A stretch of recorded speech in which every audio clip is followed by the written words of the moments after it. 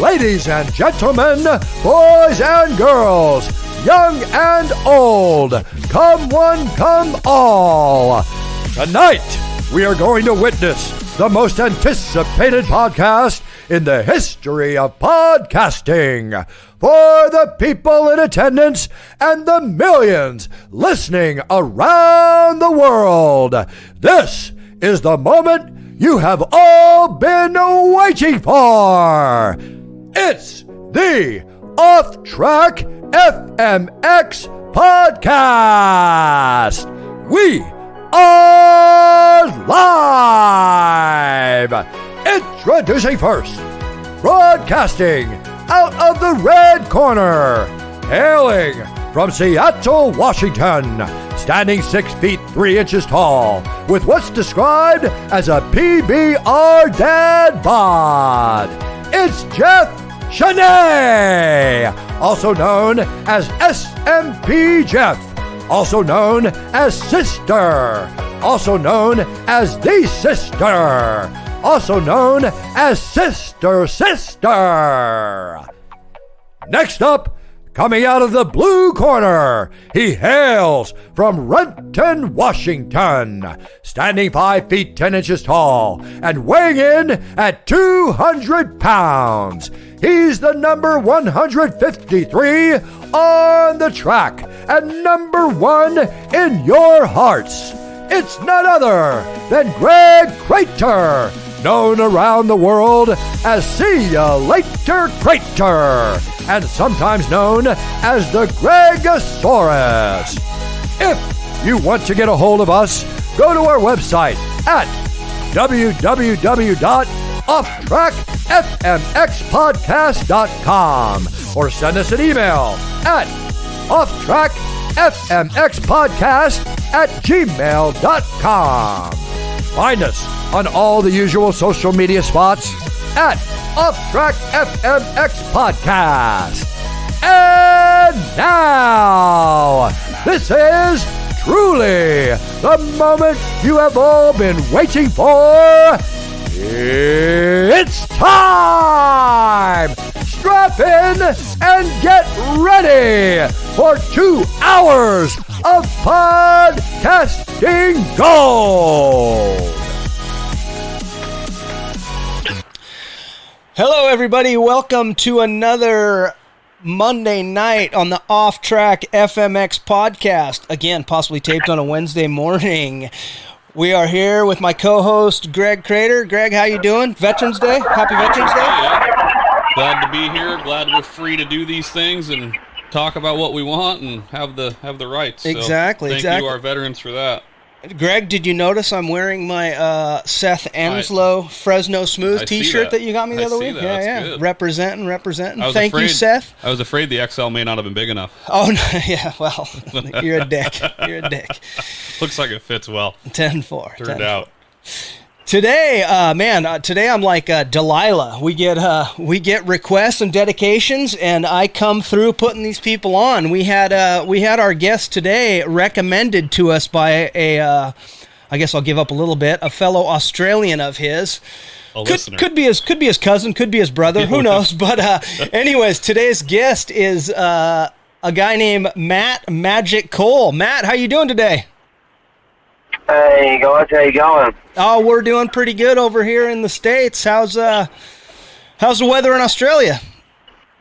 Beautiful. It's spring, so just coming into summer, so it's nice and warm. And I live in a coastal city, so the weather here is pretty nice, pretty easy to handle.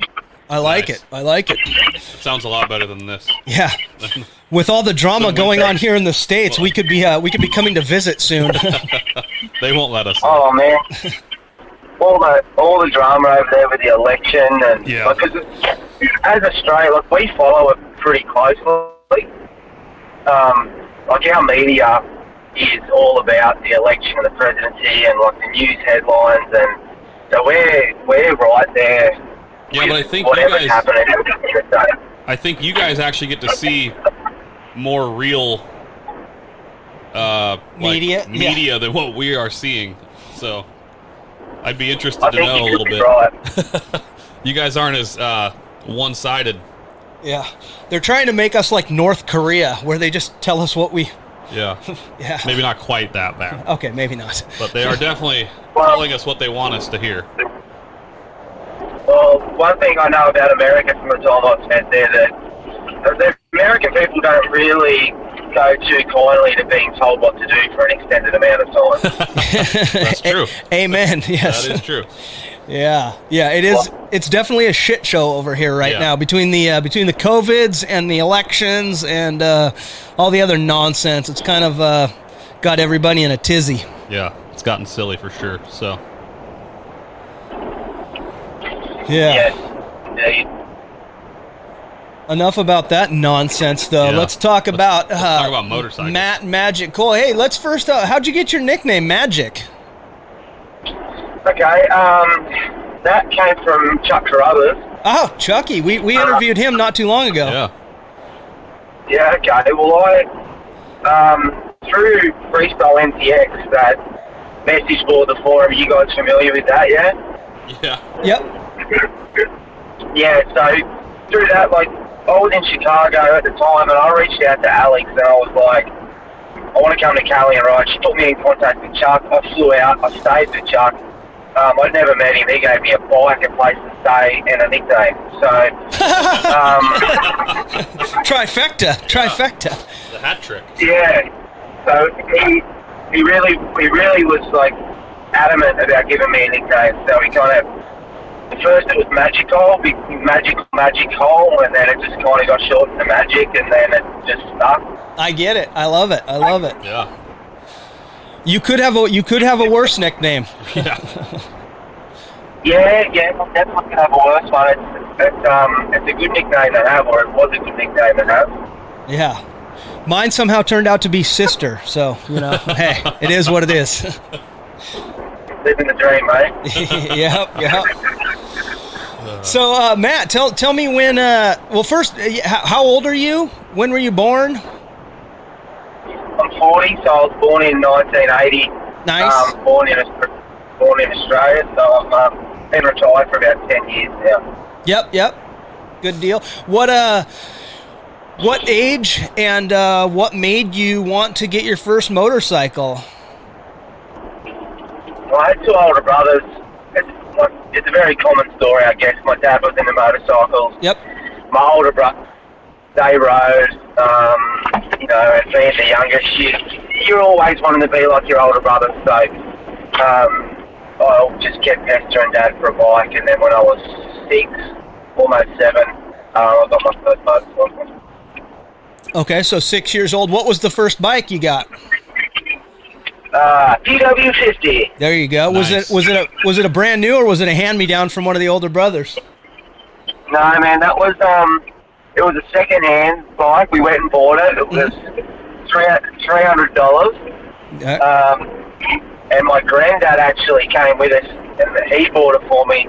And then that whole Christmas holidays, which is like your summer break, I had to do chores to pay it off. Hey, there you go. But it was worth it, right? It was worth it.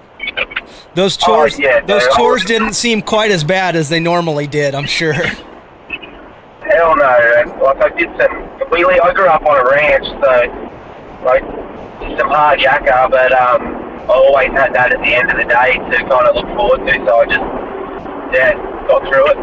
Yeah. So were you able to ride on that ranch?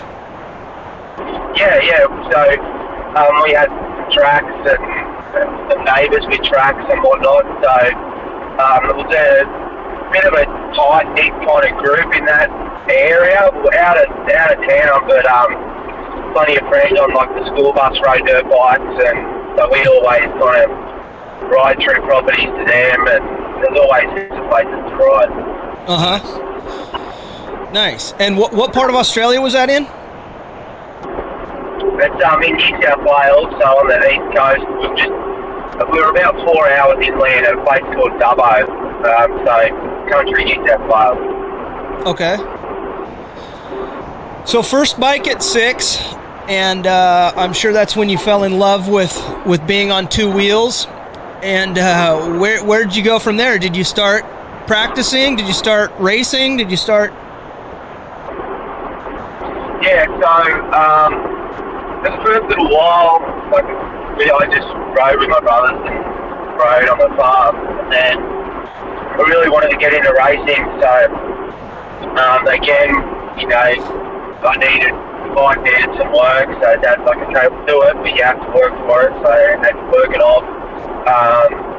And then, yeah, started racing motocross on the 50, and then that progressed the usual kind of 50, KX60, RM80.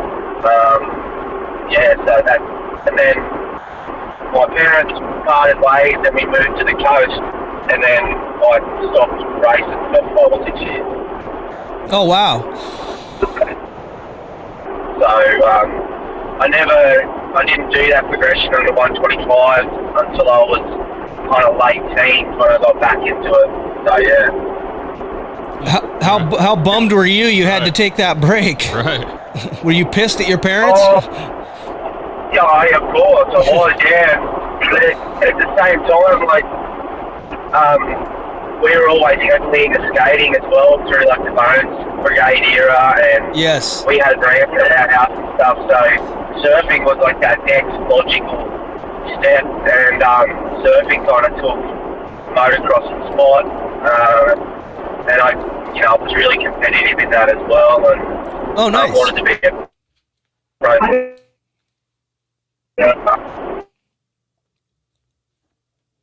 Uh-oh. He warned us about this. He did warn us about that. Yeah, I did the Australian tour and had some decent spots, and I'm like back to moto. Hold on, you got to go back. We lost you there for about I'm 5 going to lose seconds. you for a second. Yeah, so you came back in where you were talking about doing the Australian tour. Is that you're talking about surfing now? Oh, he may... Did we lose you again? Yeah, that was from surfing. Okay, all right. So you obviously got heavily into surfing then. Yeah, competitive surfer?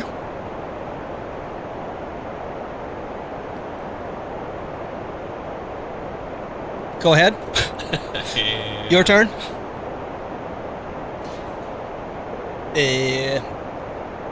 Hopefully we get him back here fairly quickly, folks. Obviously it sounds like he was getting into surfing. Yeah. Oh, and we lost him. He's going to call us right back here. He said so before the show.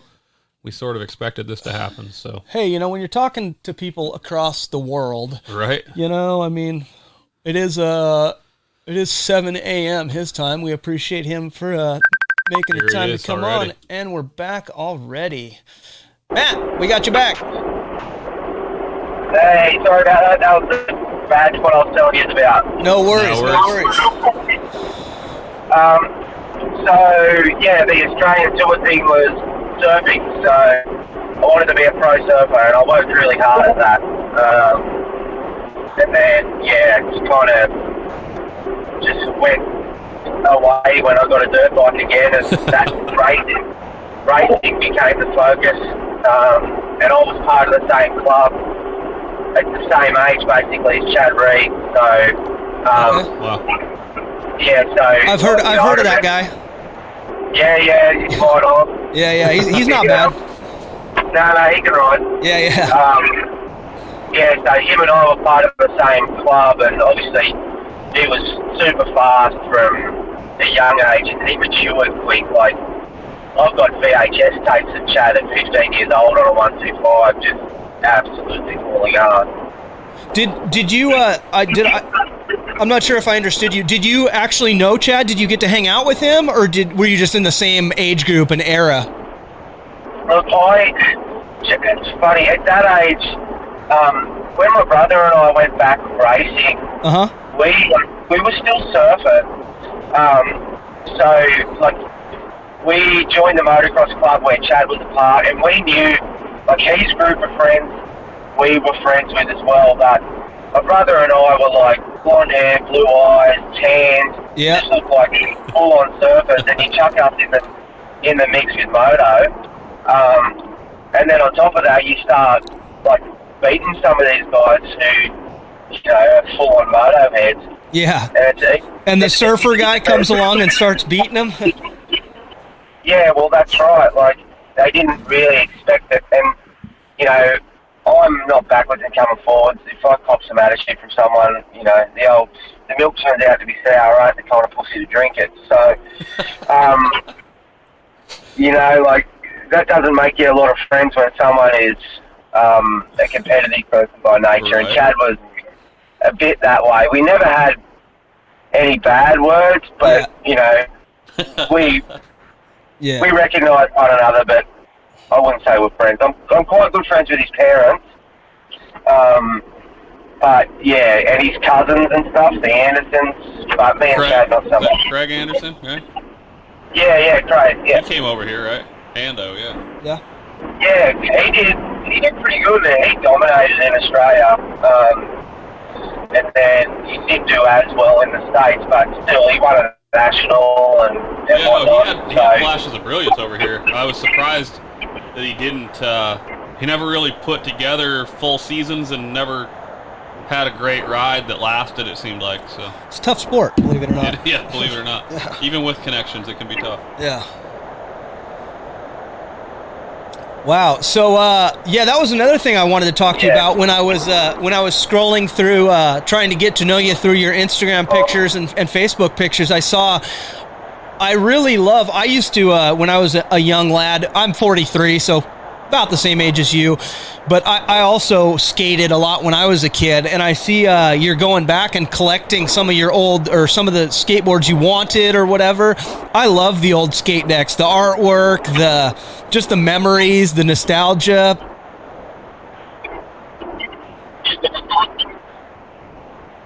Yeah, it's pretty cool, man. It's a pretty cool era. Yeah.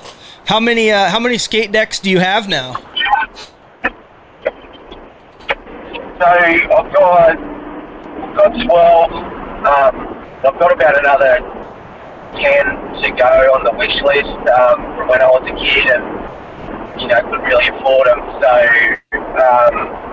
but it's hard. Like, I've been collecting them for a few years now, and I've only got the 12. So it's got to be pretty lucky to pick some up. Yeah, a lot of the same ones that I liked when I was a kid, I saw on your Instagram. Yeah, I think it was, you know, through that 80s where the Bones Brigade blew up, and then you've got, you know, the super popular Santa Cruz guys.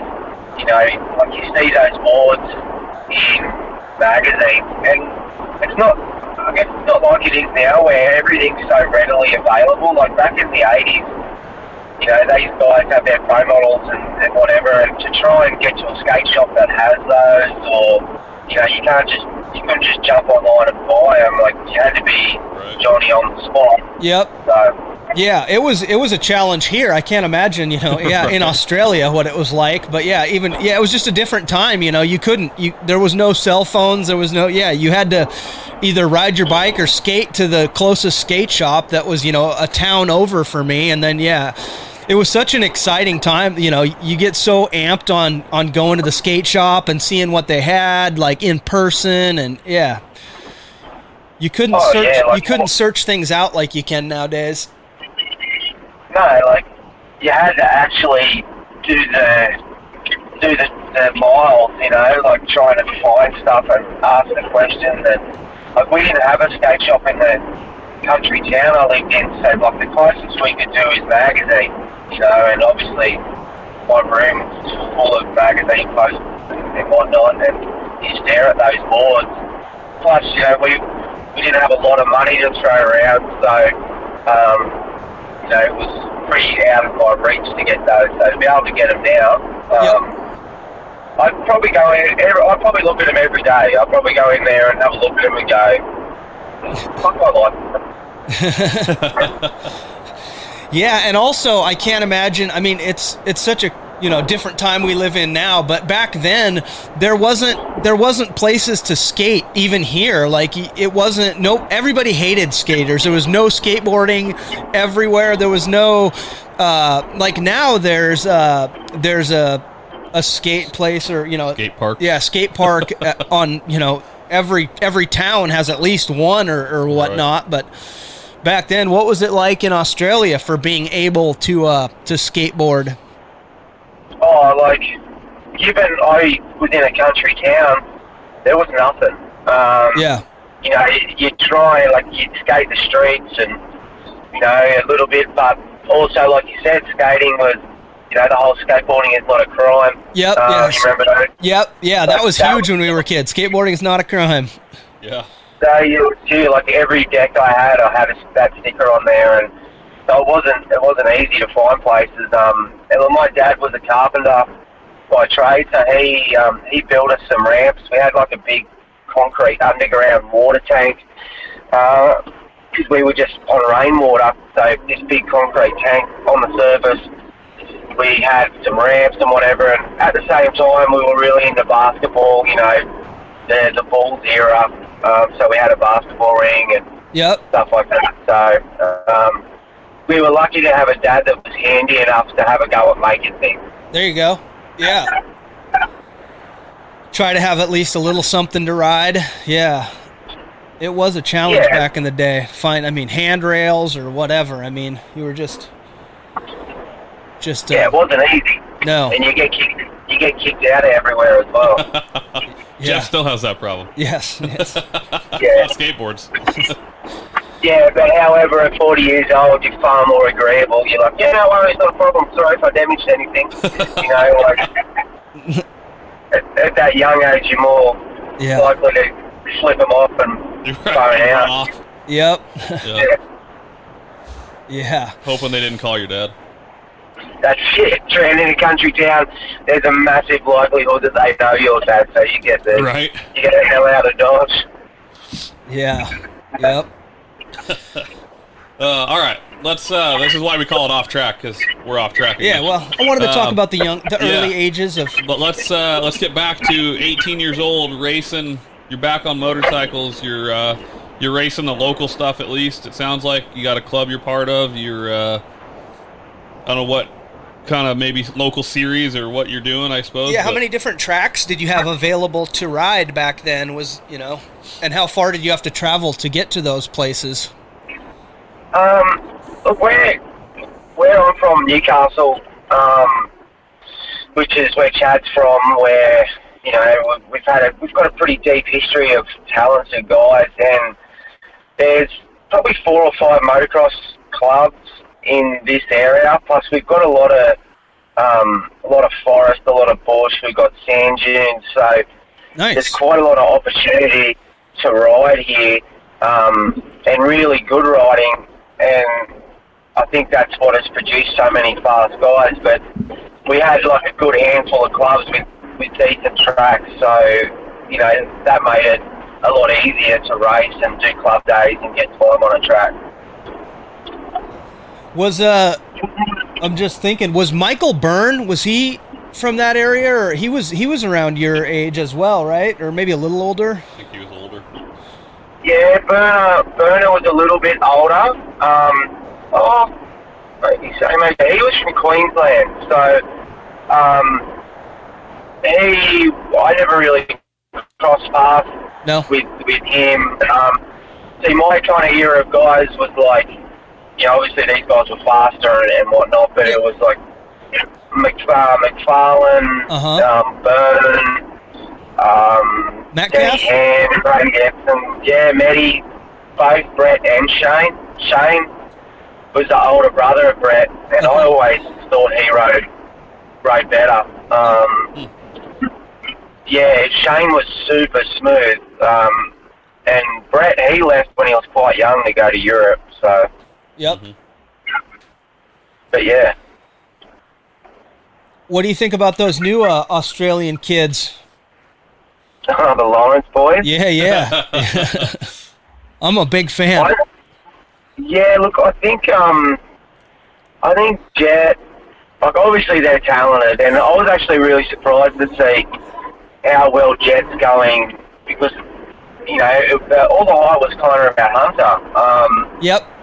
And, you know, rightfully so, the guy is super fast, and then it just kind of, Jet came as a package, and now, like, to be his age and battling for wins, Supercross and Nationals, it's very Chad Reed-esque. Yes. And he's got a typical Australian personality, which is which I like. You know, it's good for a joke and a laugh, and the boys like to have fun. And I think that's what the sport needs. You know, everyone's so many robots without personality. That's, you know, I like Jason Anderson and you know, Wilson, because they've got personality. They're not like, I just, you know, my tyres were hooking up good, and they get like sharp. Yes. Thank you, Dunlop. Thank you. Yeah, it's just, oh God, we get it. And it is a serious sport, but I mean, you have to, like, you don't have to be a robot. You need, if it's not going to be fun, it's not going to last very long. Yeah. I mean, you're going to have careers like Villapoto's. I'm surprised. I mean, Tomac's going to be one of those guys that disappears fairly quickly too, I think. And when it's done, I think it's going to be done. Yeah. I mean, maybe he starts to loosen up like Villapoto did after he retired, but it's brutal. I can't imagine the mental stress that these guys are under just to be, I mean, so robotic and so perfect all the time and whatever. I mean, it'd be tough, but the guys like Anderson that go, no, you know what, I'm not going to hang out with the whole crew at the Florida test track all the time and do the Alden Baker program. And yeah, but he still puts in the work. He still gets his job done. He just, but he's having fun. He gets to surf and have fun when he's not doing that. So yeah, and I kind of like that. Like, I think Kenny Roxon does a really good job of walking that line. Yep. You know, like the last few years, you've really started to see his personality a bit more, and I think it's important, you know, because if everyone presents the same, and like, thank God for social media, so you can really see a bit of what these guys are like, because, you know, if you just take it for what you see at the races, it's boring, man. Like, you know, everyone's got to be so politically correct and name all their sponsors, and like, there's enough opportunity for exposure for the sponsors. Like, let these guys show their personality, and let their personality bring people in. Not like, everyone knows who they're sponsored by. Like, let them be themselves. Yeah, and some of the sponsors are like, if you don't mention us, you get fined. Like, dude, really? Like, we know you sponsor them. I mean, just because the announcer said it 17 times they're on the podium already. So because this guy just finished a 30+2 moto and he forgot your name on the podium, you know, he doesn't need to pay. Yeah, that's ridiculous. Speaking of that, real quick, did I just see JGR folded? I didn't see that, but I've heard talk that they, Did they? You saw it? I saw a very vague post from, like, Mathis or somebody. That would be sad. Sad that Geico is gone. Geico pulled. JGR might be gone. Man. Really? Sport. Sponsors are hard to come by, apparently, with COVID. Yeah. So, like, Geico's talking about pulling support. Yeah, Geico did. Geico's out. Yeah, Geico pulled all support from the Honda 250F team, and Honda, I've heard, will have some 250F support program. I think the Lawrence brothers. Yeah, they're going to be factory Hondas basically, and then I'm a little surprised they didn't, like, Moto Concepts maybe could have been part of that, but there's not a lot of Honda teams. Talked, but hard to say. Yeah. Crazy. Sorry, we're off track again there. It happens. So, back to you. Go ahead. No, I was just going to say, like, I enjoy talking about racing. I think, you know, like, there's so many different points to that sport at the moment, but so many changes. I think there's so many talking points with that. So I'm happy to talk about Supercross. But let's do the freestyle thing. Yeah. So back to you a little bit. So you're 18. You're racing. You're traveling around to. You said there's 5 or so tracks that you guys had. Was there a series, or what? What was your ability at that point? Over here we kind of have, like, beginner, junior, intermediate, pro. I don't know what you guys call it over there, but kind of describe a little bit about. We kind of have A, B, and C grade, and so A grade is like pro, and then, you know, go down to B and C and whatever. So a lot of the time A and B grade was combined, because, you know, didn't have the numbers that you guys do over there, and look, I'm the first to say that I wasn't ultra competitive racing. I'd always try too hard and get arm pump and make mistakes. And, I had some good runs, but there was never a point where I was really like, yeah, I'm going to do this for a living. But, I had enough bike skill and enough time on the bike to, have a decent crack and have some fun and not be a total kook about it. I really enjoyed it, though. I'm a very competitive person, so I enjoyed it. Okay. And what'd you say you got up to in racing? Did you get to pro, or? A couple of races in A grade. Yeah. Towards the end of getting into that, and then I kind of lost interest, and that's where the freestyle thing kind of started. Yep. How old were you when you decided to look at freestyle, or when it kind of caught your attention, maybe? Look, when freestyle caught my attention, basically when Terra Firma 1 came out. Okay. Nice. Just the fact, they weren't doing much, but Right. then Krusty obviously came out, and so I was always a huge fan of Terra Firma vids, Krusty vids, and I've got an older brother that he was a pro freestyle rider as well. Oh, cool. So my brother Luke, he decided earlier on, like, I'm going to do this freestyle thing and cut his bike. Well, no, actually, there was no cutting bikes at that point. It was fender grabs, or you'd screw a door handle on your side plates. Yeah, or they made those weird hoops kind of that hooked onto, like, your back seat bolts or whatever. The little. I like the door handle idea. Yeah. Yeah, look, well, I had a kitchen cupboard handle on the side of my. Awesome. You got it, man. That's awesome. That's so good.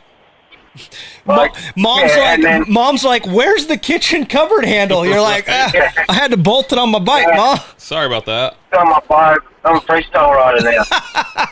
She's like, oh, Matt, what are we gonna do with you? It was fender grabs and all those early days of wearing shorts and all kinds of stuff. So those were the good days. Oh, for sure. It was new. It was fresh. It was it was good. Yeah, inventive. What's the word I'm looking for? Well, you're talking about innovative, maybe. Innovative. There you go. It wasn't even innovative yet. It was all just brand new stuff. Yeah. We're just trying to learn the stuff you saw in videos. Well, that's it. Like, I remember when I first saw Kerry Hart's Heart Attack. I remember the first kind of seat grabs and all the very, very early stuff. Being a kid who was into Supercross, in Australian Supercross, every kind of intermission there was called the expression session, where Supercross guys would go out and do whips, heel clickers, no footed. So I loved that as a kid, and then, how it ended up, and that was obviously the beginning of it all. But it was, early days when you had to watch videos from America just to see the tricks. Yep. And do you remember what year that was around? Had to be, what, early 2000s or something? Yeah, well, 2000, end of 2000 was my first contest. Okay. So it would have been like 99, that basically when that the VHS Air style came out of that contest. That yep, I have that VHS still. Yeah, like I watched the shit out of that. Yeah, that was a good movie. Oh, it was, and that was like the most freestyle anyone had seen up until that point. So, that was the teaching point, that video. Yep, for sure. That was class. That was school. Oh, for sure. That was what the homework was. After you watched that, you had to go ride and try to learn what they were doing somehow, some way. Yeah, and look at that. At that time too, you know, there wasn't ramps and... I was just going to ask, when was the first time you hit a ramp? What was your first ramp? Okay, my first ever ramp. See, I learned... do you remember a guy called Dane Kinnaird? Yeah. We're supposed to... Yeah, I've been talking to him about coming on the show, too. The guy that requested you and him that he wanted to hear us do shows with you. So whoever that guy is, you're welcome. I'm talking to Dane, too, so... Yeah, well, Dane was from the same area as me, and there was a natural terrain step up that we both started riding, and he built a bigger one at his house, so it was really easy to learn tricks. And my first time hitting a ramp was at my first contest, which was the Australian X Games. Wow. And that year, Jeremy Carter, Kerry Hart, Mad Mike... Yep. They were over, and Cameron Steele, and I hadn't hit a ramp before. Yeah, how nervous were you that day? Man, like it was like practice on a freestyle course with a ramp, and just straight into it. I was nervous as shit, but I was like, well, I'm down here. Especially you got all these big American names, you know, and I mean, granted, you're in your home country, but yeah, haven't hit a ramp. It's your first contest. Yeah, like it was a big change. Like quite the day. Yeah, like you're not easing your way into it. You're straight up on, you know, a situation where everyone's got eyes on you. And look, I hadn't hit a ramp, so I was still in that mind of carrying speed. Oh boy, you know, like a racer. Yeah, that's right. So Cameron Steele was out there jumping it all, and Cameron's like, do you want to follow me over this first one? And I was like, no, I'll be right. And then I talked to Dane. And Dane's like, just hit it like the same speed or a little bit slower than you hit mine. And I was like, yeah, righto. So I took 2 runs at it, and then the third time, yeah, I was just going way too far. OJ? Yeah, OJ, and, you know, I got ragdolled. My jersey wrapped up around the handlebars and dragged me around, and oh no! I was coughing blood for a little while, and so yeah, it was that was the first time ever hitting a ramp. Yep. Yeah. So was that it for the day, or did you get to keep riding? No, that was it. Yeah. That was definitely it. So my older brother, he was there as well, and he kept riding, and he missed out to the main Kona event by 1 spot. So we still stayed down there and, you know, watched it all and was a part of it. But that was the end of my journey. Nice. So up to that point, another thing we kind of like to go over and stuff. Had you had any injuries or broken bones, concussions? Anything, even on skateboarding, or what was your injury list up until this point? Look, nothing major. Oh, nice. You know, I'd been pretty lucky, and even that crash when I OJ'd wasn't so bad. Took you out for the day, but it wasn't a month long, or. Yeah, like I was sore, but I wasn't in hospital. And I'd done the usual things. Like I'd broken a wrist, but it was only like a hairline fracture, and I'd been pretty lucky up until that point between riding, skating, surfing to not experience any injury. There you go. That's good to hear. Good to hear. Yeah. That's different than what we hear from a lot of guys. Yeah, unfortunately, that's not the normal. Yeah, we'll get to that. I'm sure we'll get to that when it. Yeah, I don't know. Like I said, you were recommended to us by one of your fellow countrymen, but I don't really, truth be told, know a ton about you or your career. So I'm excited to have this chat and learn a little. Ask away, my friend. Yeah. So we just do our first contest, and that was the Australian X Games. What year was that? Year 2000. 2000. So okay. Did you have to qualify for that, or how did you get in there? What I had a friend of mine who was a jet ski, like a stand-up jet ski freestyle guy, and he knew the guys from X Games, and he kind of rang and said, look, a couple of my mates, they're this and that, and we basically had to send in a VHS tape of some footage of us riding, doing tricks, and then we were notified by mail that we had got an invite to the event. How exciting was that when you opened that letter?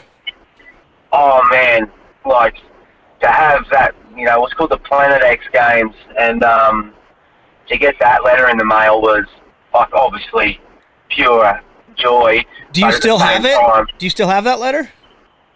I don't. I wish I did. I've kept a lot of stuff, but look, it might be somewhere because I tend to keep things like that, so it could be in storage somewhere. But yeah, it was pretty exciting and also at the same time pretty terrifying. Right. You're committed at that point. You're like, oh shit, they said yes. They want me to show up. Yeah, like both. It was good that my older brother was doing it as well, and that was really handy throughout my career to have my older brother to push each other. And he, you know, he had a big set of nuts, man, and he would jump stuff and whatever, so I could kind of follow his lead, which made it a lot easier sometimes. Yep. How much older was he? Luke is 3 years older than me. Okay. Nice. So I was basically 20. He was 23 when we started doing this freestyle thing. Nice. Whose idea was it? His or yours? It was his. Okay. I had, like, we found this natural terrain place, and at the time I just bought a bike off the KTM race team through guys I kind of knew there, and I had a real fast 125, and I was like, this is the bike. Like, I'm really committed to getting super fast. And my brother Luke was like, nah, I'm not going to do that. I'm going to start learning some tricks. He's like, I'm going to drink beer and... Yeah, that seems like a lot of work. Yeah, basically, he's like, yeah, no, I'm going to do this trick thing. And I was like, yeah, righto, whatever. So, yeah, it was his idea. Nice. So, what bike were you riding at that first contest?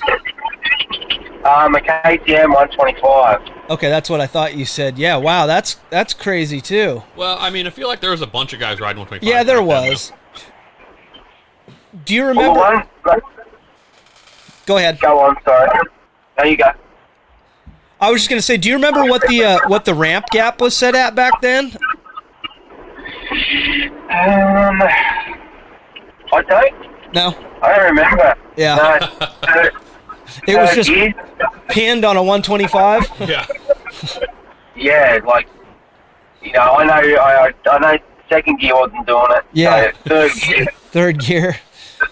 So I think it was 80 feet, but back then too, like, every ramp curve was different. Yes. You know, there wasn't like a free ride ramp or an ARD ramp. It was like, yeah, this ramp kicks you funny, and that one you got to hit faster, and or an industry standard. There was nothing set. But I mean, is it like, could you have, if there was 3 ramps on a single course, could it be every ramp was different, or were they all at least? Yeah. The 3 ramps were built by the same guy, and they were pretty close. No, absolutely, completely different. That's insane. Because dudes didn't have ramps, more than one ramp. It's like, whoever's got a ramp, let's get it. And, you know, there was all types of different ramps made out of different materials with different surfaces, and yeah, it was a challenge. So you didn't want to do a whip off all of them? No, like half of them you didn't even want to jump.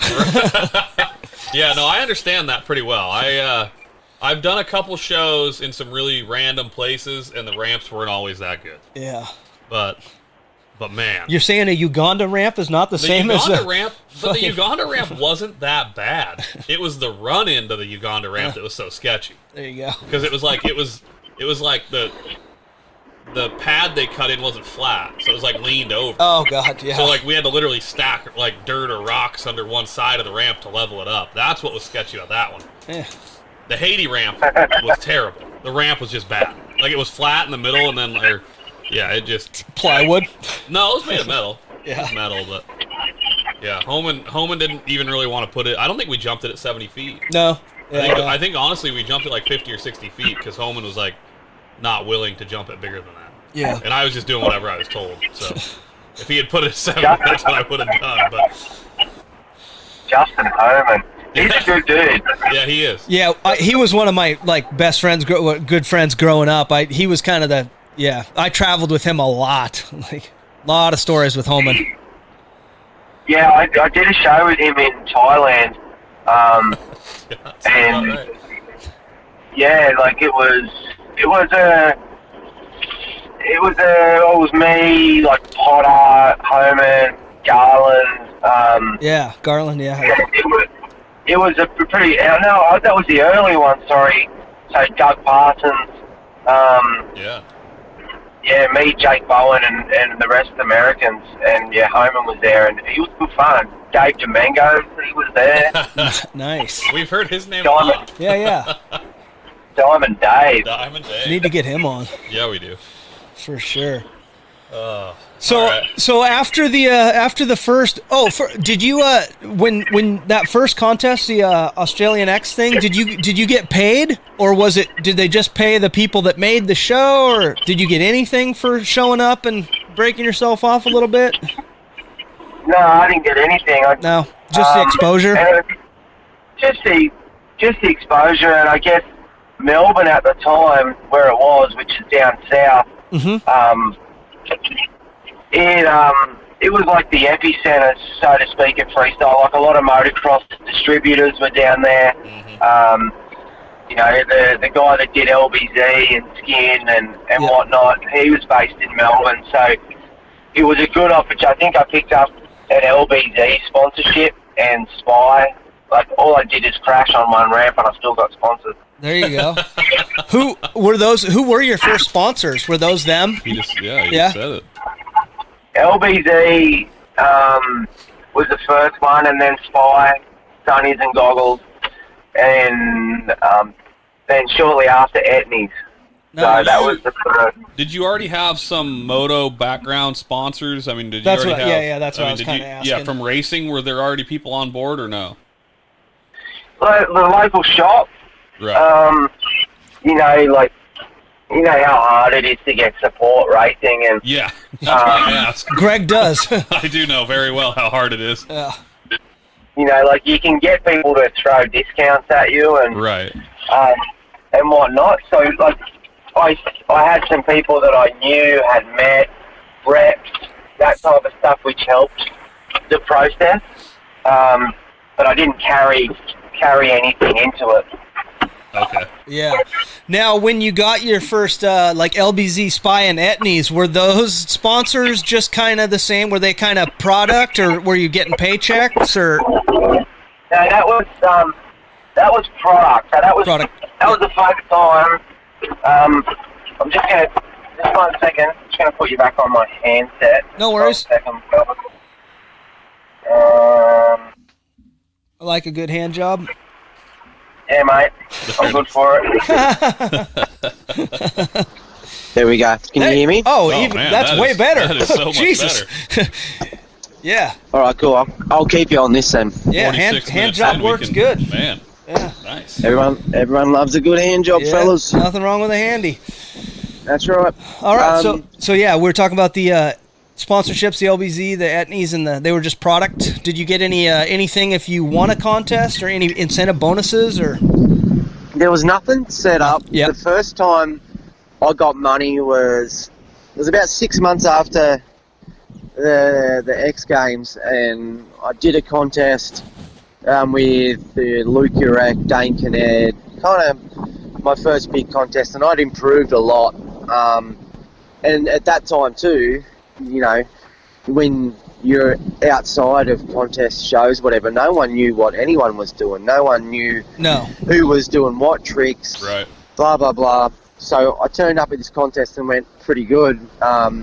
You had been practicing?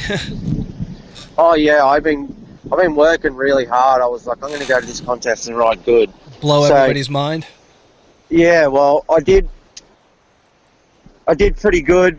I should have got a podium. I got jacked on the judging. Urek come third, and he had like dead sailors in his run and all kinds of stuff, but it was, freestyle. Yeah. Judging can be, yeah. Well, I feel like we talked to somebody that said, like, who was it? We were talking to somebody, and they said they would talk to the judges and kind of find out what they wanted to see, because he would do things that sometimes didn't translate to the judges. But obviously, he felt like it was better or whatever, bigger tricks or whatever, but maybe they wanted to see combos, or maybe they were more interested in making sure you landed everything really clean or whatever their whole deal was. It is good to know the judges and the judges' criteria, what they do look at. Yeah, because some judges do like whatever, big extension. Some people like super clean. So yeah. Well, that's the thing. Back then, it was like a lot of these contests is, who wants to judge? You know what I mean? Like, pulling people out of the stands that don't know their or like guys who knew people, like, some of the better guys, like their mates, their best friend. Who are they gonna judge? Who've known the promoter or something like that. And there was no kind of criteria. It was just like, back then it was try and bring as many new tricks to the table. Right. As many tricks that you've seen in the most recent video, or in the most recent magazine. Yep. If you can bring those, then that's about all you could do. Right. Yeah.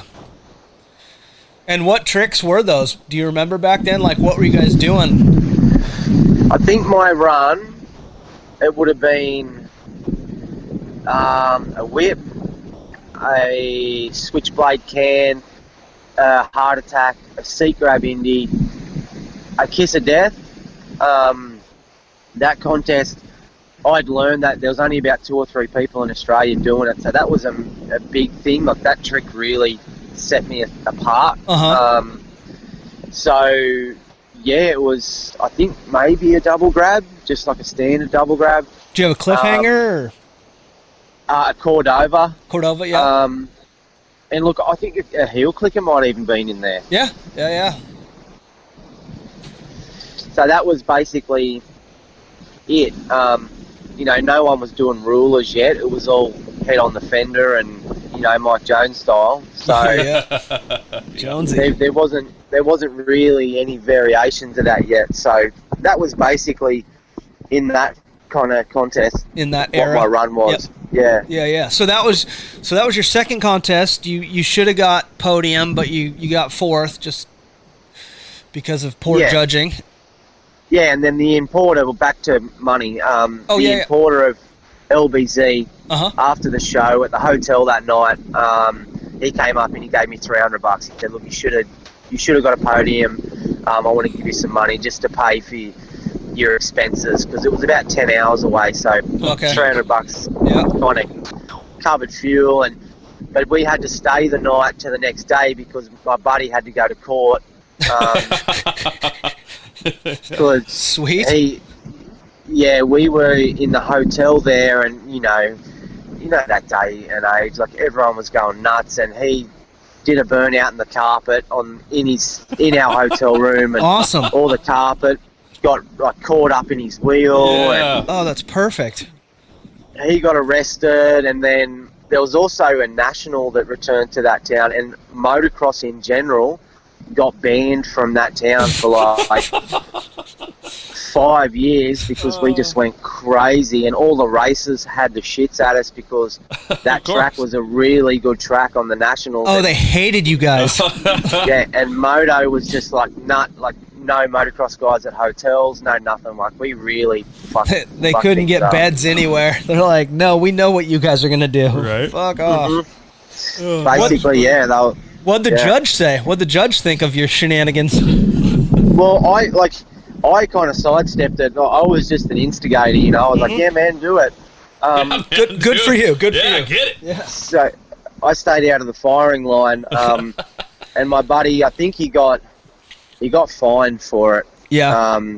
and then we bailed home. So he kind of got out of it pretty good. I think it was more of like a rap across the knuckles, like quick carrying on. But it made the whole town hate motocrossers for a few years, and yeah. Like, I think it was about 5 or 6 years before they allowed a national back there. Like the motocross club were happy to have one, but then they couldn't get accommodation because no one would put them up. Guys. Yeah. Oh man, that's funny. Were you a big partier back in the day? Did you like to indulge in a little alcohol or narcotics or anything? I haven't actually met an Australian that would have said no to this. Yeah, like that was a huge part of it. Yes, it was. Like we partied our asses off. Yeah. It was basically what you did. You're away, and it was so new, and you were so easily identified. Everyone had black clothes, and when you go out at a club or a pub or whatever, it was almost expected that you were going to go nuts. So that's exactly what you did. Yeah. Can't let the fans down. Yep. Got to keep the fans happy. Well, even when I lived in the States, it was the same. So. Yep. Yeah. I've seen that. We will get to that point. So what are we doing now? We finished our second contest. What's next on the life of Matt Cole? Yeah. Where'd you go from there? Yeah, so I was still working at that point. Oh yeah, that was another question I was going to ask. Did you have back? What was your your day job or your? So I was basically doing what I'm doing now, which is I was a metal roofer. Okay. So I own my own business now, but back then I was a metal roofer. So I had a really good boss who was super flexible and understood we wanted to do the riding thing. So he'd give us a Friday off to travel, and that's awesome. He was really cool. If it wasn't for him, it would have been pretty hard. But he worked with us to go away, and good for him. And I talked when I started my business 5 or 6 years ago. He's back in New Zealand, and I spoke to him, and I actually thanked him. I was like, if it wasn't for you in those early days being so supportive of us doing something different, I may have been on a different path, because I couldn't have done it. There wasn't the money in it. You still had to work to make the money to get to those places. Yeah, for sure. Shout out to that guy. Good for him. Right. Fully. Yeah, that's how it should be, though. I mean, obviously, you need to work and they need workers and stuff, but I mean, man, you can't be, if someone does have, something they enjoy doing, you got to give them a Friday off, or, like you can figure out the business with one guy gone for, Well, that's right, and more people should be like that. Yeah, and look, I worked my ass off too. I'm a really hard worker. I guess growing up on a ranch, forces you to be, you're exposed to having to work, because all hands on deck. So I worked really hard at the times that I was at work. So I think it made it easier for him to go, look, I'll work their way, because they work really hard and they don't dick me around. Yep. Yeah. Nice. I like hearing that. So what was your where did you go from there? What was your third, fourth? And where were you riding and practicing at this time? So righto. So at that point, there was a guy who I had known for a while. He had a little clothing company. It was the same guy who was the jet ski pro who got us into X Games, and he had this clothing company and sponsored my brother and I, and he went and bought some ramps that were kind of the first 9.1 radius. They'd used one of them at X Games, and he went and bought two, and he had some friends with some land. Their dad had a tractor and whatnot, and we built a landing ramp, and so we were actually a little practicing compound on ramps. Yeah. But we were we had this little natural terrain step up that was really good for learning tricks at that point. So we'd kind of learn the tricks on the smaller jump and then go out to ramps. So we had this kind of bit of a stepping stone. Were they in the same place or no, different properties? Different place. The step up was just like in the bush, in the hills. Okay. There was a local guy here, his name's Steve Parr, and there's actually in Terra Firma 3, if you guys are familiar with Terra Firma 3, there's a place in there, it's called Hillsborough Quarries. If you have a look at it, it's like Denny Ham and someone else, and that was right by my house. And this guy, Steve Parr, he built that place, and he built a lot of natural terrain things around, and he built this one step-up setup that we were riding. So nice. That was in one place, and about 45 minutes away was where we had our ramp. Little known fact, I was supposed to be in Terra Firma 6, but my friend Tex got hurt before I was able to get any jumps in, so I got cut. Oh, yeah. Yeah, it happens. It happens. Tex, Davenport, Mike Davenport, Tex, snowboarder guy that is a freestyle motocross guy too, yeah. I actually met Tex, and he invited me to the Tex games. Yes, yeah. I was at all those, yes.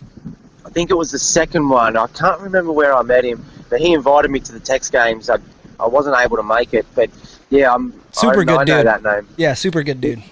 Yeah. Yeah, he's fun. Nice.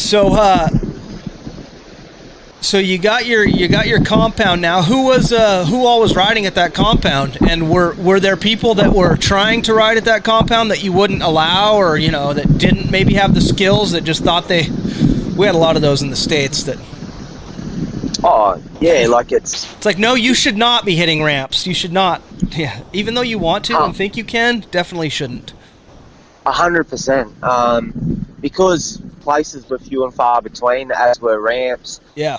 There was plenty of people that wanted to come out and have a crack, but that wasn't until a bit later, because this was still so early that there was probably only between 10 and 15 guys in Australia actually riding freestyle at that point. Yeah. So there wasn't, it hadn't became as mainstream to the point where people wanted to do it. It was still... They didn't even know what it was? Yeah. Yeah, it was a big divide between the guys in the videos and people doing things here. Mm-hmm.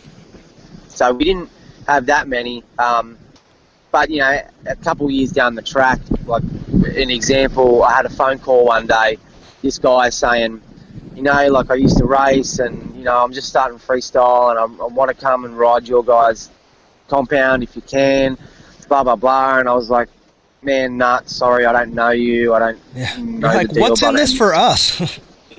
Basically, I was like, I'm not going to, risk it. But anyway, that turned out to be Matto. Oh, wow. Oh, that's hilarious. And I didn't connect those dots until we did a contest, the Australian Pro-Am. I won pros and he won amateurs. And he came up to me and we had struck a bit of a friendship, and he reminded me of that phone call, and I was like, I'm the guy that called you 10 years ago that wanted to ride your property. Yeah, he was like, I called and you shut it down, and I was like, sorry man. But at that point too, it was starting to become a bit more frequent, because it was well known we had a compound through the free rider thing and whatever. So we were getting a few calls, and we just had to make a blanket kind of rule that unless we knew you, otherwise, the owner of the property, he would have got the shit. So we had to look after our baby first. Yep. Yeah, you don't want to lose you don't want to harsh your gig. That's right. Nice. So yeah, what were the next contests you were doing, or when did it start getting to be more of a full-time thing and not the just every few months? Well, what happened from there,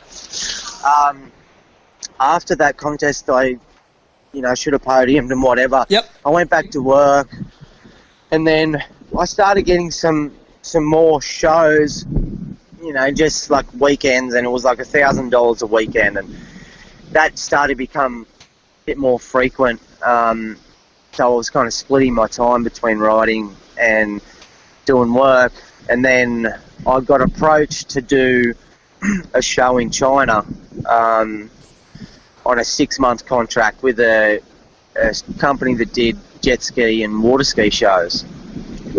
So that was 2001. So I basically moved to China at the end of that year, and that's when I said the final goodbye to full-time work and did the full-time thing. So it had to be the same thing. I can't remember the dude's name, but we talked to someone not too long ago that went on a 6-month China tour too, and it blew me away because, I don't know that I could do that. How was that transition for you? What did you like? The food, the living, and how much did you get paid to do that? How much was it would take a lot for me to sign up for that. I guess at that point, I think it was $600 a week. Okay. But at the same time, it was like, I've got a 6-month contract of $600 a week. Yep. And if I was working as a roofer, I'd make around $450. So, and it was for riding your dirt bike. I'm going to move to another country where everything's taken care of, and I'm going to get paid to do it. And it was a bit of a no-brainer. Yeah. So, because at that time too, freestyle was still intermittent in between, but in that time I was in China, it really changed, the landscape changed, and when I got back to Australia, there was a lot more shows, a lot more contests, a lot more sponsors around. Mm-hmm. Yeah, that's good. And it was really good for my riding because we had, it was basically a big lake, and in the middle of the lake there was 2 islands, so you jump from island to island. The ramps were terrible, but it was, I could ride every single day, and because it was a bit of a sketchy setup with run-ins and braking and down ramps, it was a great opportunity for me to practice and learn, get skills, and sharpen skills. Yep. While at the same time learning how to wakeboard and high dive. It was a really cool situation. Right. Were you able to ride anywhere else when you were over there, or was it just that show area that you could ride? It was just the show area. Yep. And to get out there, we had to put a big sheet of plywood on the back of the boat, wheel our bikes onto the boat. Oh, it was literally island to island. Yeah, he wasn't joking. No. Yeah. Wow. No, it was. I'll send you guys a picture of the jump this afternoon when I get home, so you can kind of have a visual. Yeah, for sure. But that was about it. And sometimes, I'd say, because it was in a big zoo, a day zoo, so. Were you jumping alligators? We would. Right. Were there hippos in the lake? It was crazy. Like, there was a day zoo and a night zoo, and there was some awesome benefits from working there, like going to play with tiger and lion cubs and all kinds of cool stuff. But I'm sure you guys were kind of treated like rock stars too. You guys are the show, so they probably loved you guys. Was Carol? Oh, 100. Was her Carol Baskin? Carol Baskin. Yeah, there, you know. You get it, all right. I know Carol Baskin. There you go. So, yeah, it was. We were very much the rock stars of that show, which is nice. Which was nice, and that kind of stigma held on for a while, which is pretty cool. Pretty cool to live and ride through those years. How was the food over there for you? Did you enjoy that? Did you? My family very open to different foods. Okay. So I was kind of exposed to Asian cuisine, and obviously, not like stuff here or whatever, but it's no Vegemite. No, well, that's right. So, but yeah, it wasn't as big adjustment as I would have thought. Plus, there was a supermarket there which was all Western food, so you could go and and get some stuff that was somewhat like home. Yeah. So you got bits and pieces of that, but authentic Chinese food is awesome. So yeah. And yeah, like you were making, good money for back then. Just for riding your dirt bike. 6 months guaranteed contract. That's a good opportunity for you. Well, that's right, and we got paid $100 a week per diem. Okay. So out of that money, I bought myself some groceries, and all I basically did is ride, watch DVDs, and save money. Yeah.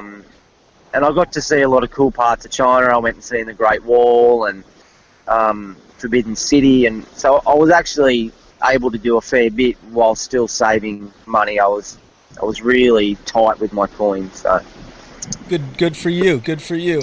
Who were some of the other people that were over there? Did you have friends? Any buddies that you got to hang out with on the whatever days off or the fun travel? When you got to see the Great Wall and stuff, did anybody else want to go, or was everybody else just curmudgeons? No, a lot of there was a couple of Aussies on the team. One other guy that rode, Joel Belchin, and they were hugely into partying, and I still had a crack, but I really stuck to my guns of I'm going to come here and ride and learn as much as I can and save as much money as I can. So there was other Aussies and whatnot, but I was a bit of a lone wolf, which I didn't mind. So I did a lot of stuff on my own. You were able to come home with a big paycheck and not blow it all in China. Yeah. Well, basically, yeah. I came home with a decent amount of money, and I'd also travelled a lot more than. A lot of the boys blew all their money. Don't remember on. it, yeah. Yeah, they partying and buying remote control planes and scooters and all kinds of shit. So I got to see a lot of China and Hong Kong and come home with money. So good for you. I was riding a lot better, so it was a good situation for me. Heck yeah, that's awesome. Yeah. Just like you say, the seat time and being able to do it and come back and be better off than you were when you left. Oh yeah, you're doing it at least an hour 5 days a week. So, the curve you were on for progression was quite steep. So it was good. Yeah. So you come home back to Australia from China, and what do you start doing then? There was more shows, you said. It was it was blowing up. It was. Yeah, there was a lot more shows, a lot more people, little promoters doing shows, Supercross events, that type of thing. A lot more work. There was enough. Yeah, there was enough there to say, okay, I don't have to go back to work. Mm-hmm. I can do this, and then. That's a good feeling, huh? Yeah, it was good, and the fact that I had my brother doing it as well, the expenses to do stuff was, cut down a lot because everything was split, food, travel, the whole deal. Yeah, that works good. But there was a lot more opportunity, so that's when it really started to gain momentum. Yep. When was the first time you came to the States? So the first time I came to the States riding was 2002 when I went to California, went to Chuck's and got the nickname. Okay. And that was basically myself, Jake Bowen, and we stayed at Chuck's house in Paris. That's where I met Adam Jones, Wacker, Brian Buchanan, that type of crew. And that was, I basically came to California, rode also with Miles out at Brian's house, and then rode tracks, and then went and rode Beaumont. So that was my first time riding in the States. There wasn't any. How long were you here for? At that point, I was only there for like 6 weeks. Okay. And at the time, I was kind of with a chick in Chicago, so I'd flown over to see her, and I was like, well, while I'm there, I'm going to try and do the California thing. How'd you hook up with a chick in Chicago? Well, she was on the show in China. She was a water skier, so Oh, okay. Oh, gotcha. that kind of gave me my inroad to the States, and Yeah. I was there anyway, and then I started pushing the doors, and Chuck and I formed a pretty good friendship, so any opportunities I got in America from that point onwards was basically always directly through Chuck. Nice. Good work, Chucky. Yeah. Way to be Chuck. Oh, yeah.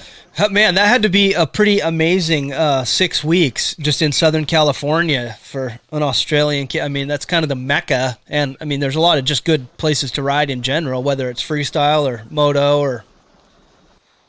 Well, yeah, it was. I'd been to America in a couple years earlier. A friend of mine had a mate that lived in Sherman Oaks in Cali, and they were quite well off. So I'd been exposed to California, and so I kind of knew what to expect. But that was the first time riding there. But it was eye-opening because, you know, we went and rode Elsinore, sorry. I went and rode Elsinore and a few other places, and it was really eye-opening to why Americans are so fast. You know, like, you have guys on 80s, 85s, like, blowing past you. I hate those kids. Yeah, like, and you're like, and this was like on a Wednesday. I'm like, dude, why aren't these kids at school? Right. 'Cause their parents are hoping they pay the bills. Yeah. Yes. This is Not their that school. good. Yeah. It's actually a terrible situation. It was really interesting, you know, like, you could ride at nights, you could ride during the... Paris at night, yeah.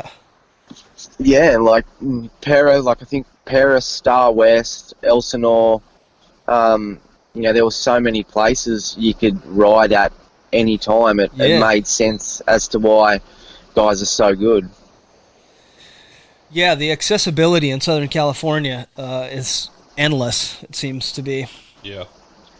Yeah, if you want to go ride at any time, there's somewhere to go. There's no excuse. Right. That's right. In Washington here, I'm able to find a lot of excuses. I can imagine. Yeah. Precipitation is usually one of the major ones. Weather makes it easy. Yeah. Man, so what bike? You said Chuck Crothers supplied you with a bike to ride. What were you riding then? So that he got me. He had a busted leg at the time, so I rode his Honda. And at the time, I had been riding a Honda at home, so it was an easy transition. So what Honda was it? yeah. Are you still in 2-stroke or are we on 4-strokes yet? No, this is 2002, so still Okay. 252 stroke. So yeah. Yep. Nice. So you do the 6 weeks here, and then you head back home. Yeah, so I did the time there, and then I came back home and just kept riding, picked up some good sponsors. At that point, it was Oakley, Nice. SMP, I love DC, Fox, and Kawasaki Australia. I'd picked those up, and Wow. I'd worked really hard, and then at the end of that year was X Games experience in Bangkok through MXI, so Tablib and that was another opportunity that I got through Chuck, and that's where kind of Parsons, Diamond Dave, Jeremy Carter, all those guys. So it was me and Jake Bowen, and basically all those are Americans. Backstreet, Andy Jones. And that was in Thailand? That was in Bangkok, Thailand, yeah. And how'd that go? Like, it started good. They usually do. And then, I don't know if you saw on my Instagram or not, that I just posted this week sometime the crash I had where I busted my leg. I don't think I saw that. No. I'll have to look. Have a look. The footage was basically from the end of Freeride Revolution 2, the video. Okay. And I had a big crash. I stepped down into neutral on the face of an up ramp and jumped off and destroyed my leg. So it started well. I was riding really good. I think I qualified 4th, which was, good in a handful of American guys that had a name. And then, I had that big crash, and so I started good, ended terribly. So was that kind of the first big injury you had? I mean, I feel like that's between, the little cracked wrist and the other stuff like this. Was this the first major one? Yeah, this was the first big one. Like, I was out for 6 months. It was a bad injury too. Yeah, and how did this? So, how excited were you that you were in Bangkok, Thailand, when you broke your leg? Like, were you nervous about the hospitals and Yeah, like it's because I hadn't been through an injury like that before. Yeah, especially you're not knowing anything. I don't know anything, and it was. It might have been better that way, though. Sorry, say that again. I said it might have been better that way, though. Look, it wasn't a bad thing. The hospitals were quite good. There was an American hospital there, so I went to that, and they gave me the opportunity to either have it worked on there, the surgery, or for them to straighten it out, get it as kind of stable as they can, and send me home. I said, look, send me home. I want to get it operated on in Australia, just for that fact of it was Thailand and I just wasn't sure. Yeah. So that definitely played a part. And then, I flew home as early as I could, which was pretty hectic. When I got back here, they were concerned about the amount of time it had been broken for, and they were talking about amputating the leg. And, oh God, Jesus! I was gonna say, how bad was this injury? What'd you break exactly, or? So I broke tib fib, and then I shattered my talus, and then I basically destroyed my whole lower leg, dislocated it, and I destroyed all the ligaments. It was a bad one. Right or left leg? Right leg. Right leg. So that was it was 6 months till I got back on the bike. And then that was, it was 6 months off the bike, and I'd only rode once or twice, and then I packed my bags and went to Travis's house for 2 weeks. Pastrana? Yeah. Nice. How'd that come about? That's pretty exciting. Once again through Chuck, because I'd always guy's like an angel. He's a godsend. Oh, he was amazing, and we had quite a good friendship. And I really wanted to go and watch X Games. That was the 2004 X Games when Nate first beat Travis. But that was also where Chuck did his body burial and won the gold. Yep. So he said to me, "Hey, I'm going to go to Travis's and practice this trick. Do you want to come?" And I was like, hell yeah. So that was the year when Tommy overshot the foam pit. Oh, God, yeah, on the street bike. Jesus. And I'm actually on that video. If you watch that, I'm standing on the back corner of the foam pit, and I watched. He landed like a couple meters away from me. You're like, I just watched someone die. Is that what you were thinking? Yeah. Yeah, because also like what's this fucking American idiot doing? Yeah, and that Colin Winkleman, the ramp van where he got ejected and broke both his legs. That was all on that first weekend I was there. Like, that was the first day. And Travis being Travis is pushing everyone into everything, and yeah, it was it was wild. It was wild. Were you participating in any of these activities? Did you have a bike out there? Or? Yeah, I once again Chuck organized. Chuck organized me a bike, and I'd already flipped at this point, so coming back from the injury, I was learning to flip again. Nice. Into Travis's pit, but that was also where Adam Jones first started spinning 75-foot flips. Travis was practicing the double flip for the first time. So it was definitely a pretty eye-opening trip, and so early in the piece where not everyone was going to Travis's like they do now. 100%. So it was really cool. I don't know if everyone still goes. I mean, I've never been. I would like to go if this information could get back to him. I would love an invite, possibly a plane ticket. You may not really enjoy your time there. Yeah, probably not. What were you excited about jumping in the foam? He was an early one to have a foam pit also. I'm sure that was something you'd never really experienced or done. Did you like it or? Yeah, when I learnt flips, it was obviously straight to dirt. Yeah, I was going to say, that was the first time? Was this in Australia? You learned flip just to dirt? Not even a mulch pit, a mulch pile? Or? Well, what we did was we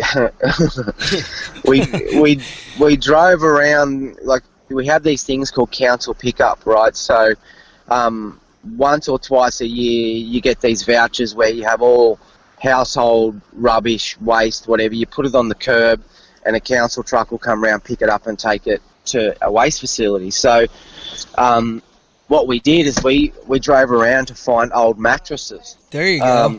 Like Crew Jones did back in the rad days. That's goddamn right. Yeah. So we were just like Crew. We found all these mattresses. We put them all over the landing ramp and we roped them all together. Did you put on a hockey helmet? You're right. Did you over-rotate? And then we covered the landing ramp in hay. So, hey, that was the first. The first one I landed on my head and kind of got out of it, and then the second one I landed on my wheels, and then the third one I rode out of. Wow. So, what helmets were you wearing? Just curious. I think I was running NEX, NEX they were called. It was like when a lot of helmets were kind of the same. You'd have these big brands that had the molds, and they'd sell their molds to all these companies that would do them cheaper. So I think the company that brought in some of the products I was sponsored for started bringing those helmets in. But yeah, the helmet didn't last after that day, that's for sure. No. You had to get a freshie after that? Yeah, after that first one, I destroyed it. So crushed foam? Yeah. Nice, that's cool though. You had to be a pretty early one to be flipping though, I mean. Yeah, I think I was about the third or fourth guy in Australia to flip. Yeah. And probably within the first 20 guys worldwide to flip and ride out from them. Any ambition to do a triple backflip? Go ahead. No. Go ahead. No, man. Some of the stuff that they're doing you Australians, now, yeah, I don't understand. Yeah, it's no secret that guys from Australia, majority have got a massive set of nuts. Yeah, that is a fact. I mean, you guys do have some, I mean, you guys have some amazing freestylers, a lot. I feel like other than, America, I mean, I think you guys have the most and the probably best. Currently, I would say the most even progression coming from better than Australia, really. Yeah, for sure. Maryland and Australia. Yeah, exactly. Yeah, I think because there's a lot of space here, you have a lot of guys that can build a compound on their property, or at least build a ramp, so they've got the opportunity to practice in their backyard. And now with the airbags and all that type of stuff, the established guys, look at Jacko, stuff that he does. I remember Jacko just being this little 12-year-old kid. Yeah. Riding a KTM 80. So, yeah. It's, front flips, it's the sport's come a long way since the early days. Right. Oh, yeah, massively. Yeah. I think, in a way, it's kind of been its best friend and worst enemy, the progression side of freestyle, you know? Yeah, understandable. Yeah, I get that. It was so quick and steep, the progression, that was basically what people fed off, and, you know, it just kind of burned it out in a way. Yeah. Yeah, you can only one-up someone so many times, it seems like, till there's no more where to go. Well, that's right, and I think as a rider you see the differences in some stuff, but if you put it in the context of a crowd, of an audience, a lot of stuff would probably be fairly similar just to look at. So when everyone was flipping all the time, flip, I think it was good, but at the same time it was bad. Yeah, they did. Some of the crowd didn't understand the little nuances of whether it's it's just all backflips, whether it's a no-handed backflip or Yeah, like once the whole backflip thing became really common, you know, right way up tricks suffered massively because everyone was focused on flips because contests had become a huge part, and you know, sponsorship dollars were a lot higher. About the flip, yeah, it was all about the flip, and I think it killed the individuality a little bit. You know, as far as style, like right way up, no one had the style the same as someone else, so it always was interesting, and there was tricks that some guys did that others didn't, and as soon as the flip started, I think it, like, you know, props to the guys that do the crazy shit upside down, but it all started to look the same. Yeah. Well, we got a little off track once again. Let's go. No. So you were at Pastrana's for a couple weeks, and then that was you were hanging out there. You watched people break themselves off, and then that was so straight from there. You went to X Games with Crothers, and you weren't a participant in that one. You were just hanging out, watching, enjoying the festivities, the madness. Yeah. I was just along for the ride with Chuck. Yeah. You know, I got his mechanic pass, and oh, cool. So you were really there for that. I mean, he won the gold in the best trick. That had to be a huge moment and pretty cool, even for you. I mean, oh, look, it was. You know, I'd known Chuck for long enough at that point where he'd had this up and down journey, and you know, there was a lot of chatter that Chuck wouldn't land it, and I remember he'd been doing it into the pit at Travis's, and by far none of those attempts were like, yes, sweet, that's clean. I think he said that, though. Yeah, he did say that. Yeah, like we went there, and then first practice inside Staples Center, first jump on the super kicker, Chuck decked it and bounced to the bottom. Yeah, and crashed, didn't he? Yeah. No, he didn't crash. Oh, okay. He come out of it, but then I was within earshot of Deegan, and Deegan laughed, and Deegan's like, "Yeah, there's our gold medalist." Oh, Deegan. Oh God. And I was like, Turns out. Okay. Yeah. So when he landed it, it was wild. I was in the crowd, and you're like, "Where's Deegan at now?" Fuck you. Yeah, fully. But Chuck ran up to me, and we hugged, and that was on ESPN, and I was super pumped for him. And hell yeah, it was crazy because Chuck, he was on his last $300, and we had he had this beat up old truck, and then it went from that to Chuck was the man of the moment. His life just completely turned in the space of 24 hours. So to be there with him and watch all that, and it was super cool. It was a very cool experience. Yeah, motivating? Yeah, how could it not be? Yeah. Oh, 100%. To be at an event like that and then be firsthand to see the benefits of and that how was he a time went. That was a time when the sport was huge too. Like I think it has, everything's maybe fallen off a little or whatever, but X Games was so big back then. Like, how many people were in the stadium? Do you remember? Or where was it at? Was it at the Staples Center? Or? Big Air was Staples Center, and it was full. Okay. And then freestyle was at wherever the Raiders played in the O.Co Stadium. No. I can't remember where it was. Maybe it was the first year away from the Coliseum. Yeah, it'd be Oakland, the O.Co Stadium or whatever. Yeah, that's where the Raiders play. Yeah, I know, but Oakland's way far from the Staples Center. They wouldn't have freestyle. Just across the bay, dude. Just across the river. Yeah, it's not far. Oh, I'm pretty sure that's where it was. I could be wrong, but it's okay. Yeah, and we're that's not holding you to nothing. Yeah, it's literally just across. I mean, it's a bridge. I mean, you got to take a bridge to get there, but it's not far really. Okay. And that stadium was full as well. Yeah. And there was a whole bunch of celebrities in the crowd, and that was when Jeff was probably there. No, I wasn't there for this one. Oh no. Yeah, okay. no. Different celebrities. Yeah, different celebrities. Not as celebritized as me.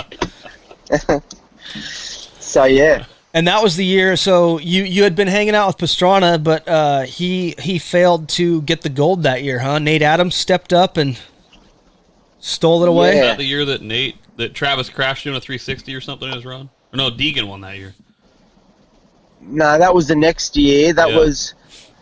I don't think Deegan. He wasn't in this X Games because I think he was still recovering from that broken femur at Winter X. Yeah. That was a bad one. Yeah, so it was that year was Nate gold, Travis silver, Adam Jones bronze. Okay. Yeah, I'm pretty sure that was it. Yeah. Did you ever get to go to a Winter X and witness that mayhem? No. I wish I did. That would have been terrible. That would have been pretty wild. I had no ambitions to ride that. Yeah, but just to go watch it. Oh yeah, watch it would be a lot better, I suppose. Yeah. I don't think you want to ride. Yeah. Talk to the people that we've talked to that have ridden them. Nobody has anything good to say about it. Yeah, not a lot of fun stories. Yeah. No, well, I'd talked to plenty of guys that had ridden there, and yeah, it was like, no. Even if I got an invite to that, I'd be like, no way. No thanks. Just ice block on ice block. Yeah, don't need to jump from one iceberg to another. Yeah, I'm not interested in that. No, not at all. So after that X Games, you head back to Australia? Yep. Okay, and then what? Just continue on doing shows around Australia, and what other traveling did you do? Did you go to Europe or? Yeah. So what? A very quick overview of. I destroyed my ankle, Bangkok, and then I went to Travis's, the X Games thing. Yep. I came home full of confidence. Uh-huh. I'm like, yeah, sick. First ride back, first jump, come up short. No. Broke my collarbone, separated my shoulder, out for another 3 months. Ugh. Yeah. Surgery or no surgery? No surgery. They should have. Just 3 months off, yeah. 3 months, and then... Separated AC joint right there at the end of the collarbone? Is that... Yeah, separated AC. That one. That can be painful for a long time, though. That old chestnut. Yep. Yeah. So, and then I still had all my sponsors, and I changed bikes. I got on a KTM deal, and then after 3 months, got back on. You had been on Cowie's before that? Cowie was helping? On a Honda at some point, too. Yeah, I was on a Honda, and then we got a Cowie deal. Yeah, I got the Cowie deal. And those bikes, those 03s, just had no bottom end. So after the big crash in Thailand, I was like, no, I'm not doing the thing anymore. And then in between that, Chuck actually came out to Australia and won the Planet X Games. And I used his star power to basically land a KTM deal. Nice. Good for you. Yeah. So, and look, at that time too, and I've still got it, I had a handwritten reference from Travis. Oh wow! Nice. For sponsors, I've got this letter that says, I'd be this guy great. Ain't fucking around. Give him some stuff. That's pretty cool. Travis Pastrana. Yeah, TP 199. Right. Give this man what he wants. Yeah, that is really cool. Right. And I've still got that somewhere. So, then I went on to KTMs, and then so 3 months collarbone, and then first ride back. Are you on 2 strokes or 4 strokes on these KTMs now? 2 strokes. Okay. Still on 2 strokes. Nice. So, first ride back was riding, and then missed my grab, crashed again, out for another 3 months. Damn it. This is after the first 3 months with the broken collarbone and the separated. Yeah. Oh man! So now you're on a new bike. Now you're on the KTM, and another first jump incident. No, I'd been riding for about an hour, and then I was like, I'm gonna do some. Yeah, I was gonna do some grabs and missed the grab and broke my pelvis. Oh wow, pelvis. Yeah. So that sucked. So that was basically a 12-month ride-off period. Oh wow, 12 months.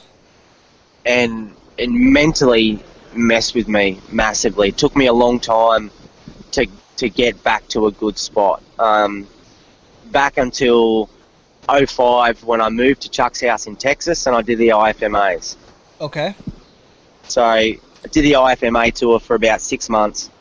Then come home and was riding really good, flipping 75. Mm-hmm. And then came back for a couple of weeks, crashed and broke my back. Oh my God. Mm. You went from... At what point do you start to think about quitting? Yeah, earlier in the career, we didn't have a lot of injuries. Right. The middle part, we're starting to pile them up here. Ooh. Yeah, those kind of 3 or 4 years were... And look, a lot of them, the first one with the ankle, I slipped it down in neutral. And then when I broke my back, my bike cut out on the up ramp and I had to jump off. So I had a pretty tough period there. So after that, it took me a while, and then doing the IFMAs, riding every weekend, living at Chuck's house in Texas where you could ride every day. Yep. That really helped. Number one, my confidence. Number two, just time on the bike to learn tricks. And at that time too, that's when Lusk was coming through. And I did a lot of shows with Lusk, and he first flipped 75 to dirt at Chuck's house when we were there. So yeah, that was kind of what happened after that, and I was pretty good for a few years. Yep. That's good. Pretty good for a few years. And during those few years, you were just, doing shows all over? Or? Yeah, like at that time, there was a lot of stuff in Australia, and there was also... I did a lot of stuff in Asia, Thailand, Vietnam. Yep. Wow. I did a lot of that kind of back and forth to Asia. And then, that was basically the really active and good part of my career. Yep. So, and that kind of come to a stop in 2008 when I was at a natural terrain contest in New Zealand and broke my leg. What's the name of it? The Farm Jam. Yeah. I've been meaning to talk about that to a couple people or whatever. That's a pretty cool event. How long's that been going on? Yeah, that was just before that. I don't know if you remember the Red Bull X-Ray. Do you guys remember that? Red Bull X-Ray? Yeah, that was like a big natural terrain contest here in Australia. I don't know if I heard of that. I know X-Fighters. So that was, it was X-Ray. If you Google it up, there was a few years there, and Ronnie Renner came over for it, and that was right when the natural terrain thing was starting to become a big part of it. So I did that, and then this natural terrain contest, Farm Jam, came up in New Zealand, so I went over and done that. And broke your leg. Broke my leg. What'd you break in your leg? Tib fib. Again, right? I was say same leg. Right or left? Same leg. Oh, Jesus. That poor right leg's had a rough life. Oh, yeah, and that's not the end of it either. Oh dear. I don't know if I can take any more. Man, I was thinking the same thing. So this was 2008, you said, and you're doing the Farm Jam. You broke your leg, but I thought you said that was kind of the end of it. No, No, like that 3 or 4 year period was really good. Yep. And then I was 28 at that point, and I was kind of getting to the point where I was like, I've been doing it for 7-8 years, and that was also while things were starting to slow down in terms of shows, money that spread across everyone. Yep. There started to be a really big divide. Drying out a little bit. Yeah, and if you weren't taking huge risk and doing, all the crazy stuff. Yeah. I was lucky to still kind of survive on my name a bit, and still get a lot of magazine exposure and video parts and whatever. So that kind of kept me going, and I had good relationships with sponsors. So I was still able to make it work where some guys weren't. Yeah. But I was at the point where I just wasn't willing to risk it all, and so that was, that's when I started to look at, well, how do I have this go for the next few years? So, you're like, I do see a light at the end of the tunnel. You're like, how am I gonna, make this continue on a little longer with not being the most progressive and breaking yourself off all the time, and And look, the answer to that was basically try and find a long-term show that was basically like my first one in China, and that's where the opportunity to ride in Belgium and Macau at a casino in Macau. That's where that came up through European guy Jimmy Verberg, who runs FMX Forever. Huh. So it was a casino show that you were doing on like a contract, like a 6 or a. It was a 2-year contract. Wow. Nice. And they're still doing it over there. It's the City of Dreams. Basically, it's a show that's all water based, and they had a retractable stage. To get the stage up to opening night for the theatre, and it was about a $200 million production. Jesus. It was a big deal, and they just got freestyle in, and I was the most experienced, and it was a pretty interesting situation to be in. I got that opportunity after I'd broken my leg, and I actually got flown to Europe, and my leg was basically still broken, and I rode, and what got me in is I could whip both ways, and that's.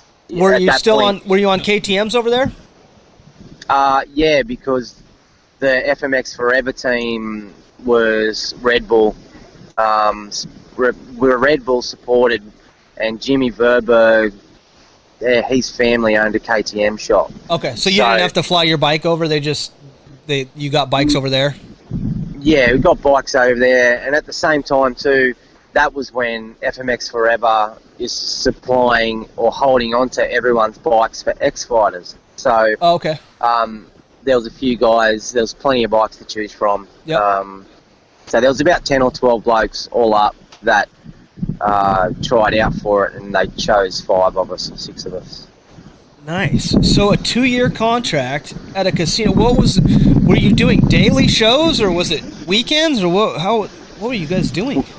Well, we did it's called the creation period in Belgium, where we had to learn how to free dive and all kinds of stuff because it was water based. It was a really cool situation, and it was going to be based on 2 shows a day, but it was from the early stages. So we did that in Belgium, and then we pulled stumps and we moved to Macau, and I didn't even get to the first show. This was all training, and the first in the actual arena, it had been finished and they had a portable landing, and this session, it was called a technical session, so basically gathering data, info to see how freestyle motocross was going to work in with a show that had acrobatics and basically like a Cirque du Soleil show. Yep. And then, my bike cut out on the up ramp and I broke my hip and pelvis again. Oh, Jesus. Yeah. Oh, man. And this time you're in where? Macau? Macau. Nice. So how'd that go? Yeah, it was pretty shit. Yeah. Like, I guess, like, this was, you know, we probably skipped over a bit, but this was the end for me because I was like, I turned 30, and this was a 2-year contract, and I'm like, this is a show, it's the same thing every day, I know I can get through this, and it was good money for a 2-year contract, and I was like, after all the injuries and all the bullshit, I thought, I can. Just I can a nice, easy swan song to ride off to. You're like, you don't have to push yourself. Just do the same basic tricks. Everybody's happy. Basically, that was my until the bike decided to cut out. Right. Yeah. So, and look, my bike had been playing up that morning, and they didn't have a mechanic, they didn't have anything there, was because they were so new to it, and I'd made a lot of suggestions about, we need a full-time mechanic, we need this, and anyway, my bike was playing up, and I hope you yelled, I told you so, after you broke your pelvis. Oh, I did, man. I was like, I didn't want to ride, and the pressure was put on me because it was a technical session, I shouldn't, anyway. So, it cut out and I crashed, and then, so that was that. Damn. So, how long were you in the hospital there? Or did you travel back, or did they have to operate on it? They didn't operate. I was in hospital for like a week in Macau, and then they transferred me over to a hospital in Hong Kong, and I was there for a couple weeks, and it's always tough to do an injury when you don't have people around you. Yeah. So, you know, at the time, it was mainly just phone, and even language barrier. I mean, you're in a foreign country. Yeah, I mean, hospital's weird. I mean, it wasn't easy. And during that time, I was talking a lot to Robbie Maddo, and Robbie suggested, look, try and come to California, and he had these, you know, like infrared and magnets and all this stuff. He said, look, you're going to heal heaps quicker. So that was the plan, to fly to America to recover and try and do it quickly. But that didn't pan out. Those plans didn't happen? How come? Well, the plan was that this company was going to fly me home to do like a month recovery in Australia, and I said, no, fly me to California, and, you know, I was going to do the Dr. G thing and all this whatever. Yeah, you're like, I have a better recovery program in California, like. Yeah, and that was basically the plan, and I was still motivated, and then they basically terminated my contract. Oh, Jesus. So that was tough, knowing that a bike had cut out, and I'd warned them on bike maintenance, and we need someone who, you know, can be knowledgeable to keep those bikes ticking over, especially KTMs, who, you know, they're not the most reliable. They are reliable now, but they're they're temperamental. Right. To have something happen that wasn't my fault, and then have them terminate my contract, it was a bitter pill to swallow. Basically, they made a call on the end of my career, which was hard. Yeah. No injury clause in your way. In the, like, things happen. I mean, that contract was an interesting one, and I basically got a termination fee for the contract, which was a percentage. Yep. And then I had insurance from there, so financially, you know, I didn't just leave with nothing. I come back to Australia, and then had a bit of money from that, and then just went back to work, basically. Yeah, just still kind of a shitty way to you know, the final. Yeah. It's when something's not on your terms. That's what I struggled with most, was the end of my career, because I'd previously been through those hard times with all those injuries. Yeah. I was going to say, did you ever want to go do a one-off show or something just to have a better, or is just the risk not worth the reward? Oh, look, there's still like even now, there's like still part of me that like I haven't jumped a ramp for probably 10, 5, 6, 7 years. Yeah. And I would love to jump back on a ramp and do a show. And it's hard when you're really good at something and you no longer do it, and you still feel like you could maybe do it, but like you said, the risk involved that you don't even have to be pushing it. Right. Shit can just happen, and now it sounds like a lot of your injuries were that, like, maybe not necessarily your fault. Like the bite. Yeah, just I feel like a few of them we heard about today were maybe just bad circumstance. The main ones, the big ones, like the big change in direction injuries. It was all stuff that was basically out of my hands, which is really hard. That's tough. I mean. Yeah, it was, it was bike failure. It was, stuff like that, when that happens, it's a little bit harder to mentally recover from it, because you can't say, well, that's where I made a mistake. Yeah, blame yourself. Like, yeah. It's you've got these external circumstances where you can't control, and there's no way you can go, well, I'll learn from that mistake and do something different.